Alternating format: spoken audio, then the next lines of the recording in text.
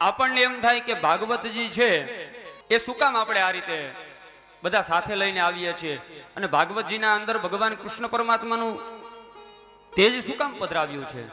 પ્રાચીના પીપળે ભગવાન ખબર છે કે આ બધી વસ્તુ થવાની છે, અને તોય છતાં ભગવાન ત્યાં પગ ઉપર પગ ચડાવીને બેઠા છે.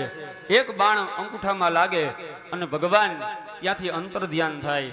ભગવાન દિવ્ય દ્રષ્ટિએ ભગવાન ત્યાં પોતાના ધામની અંદર જાય છે, અને ધામમાં ગયા પછી જે ભગવાનનું તેજ છે એ બધું શ્રીમદ ભાગવતમાં પધરાવ્યું છે.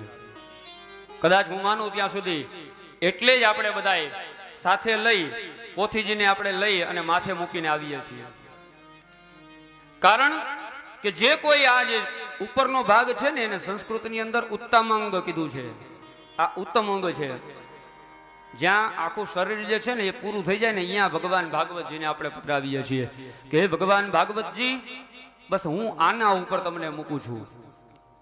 એટલે આપણે કદાચ ભાગવતજીને પોથીજી જે છે, નકર તો પોથીજી તો હાથમાં લઈને આવી શકાય, કેમ માથા ઉપર મૂકીને લાવીએ છીએ?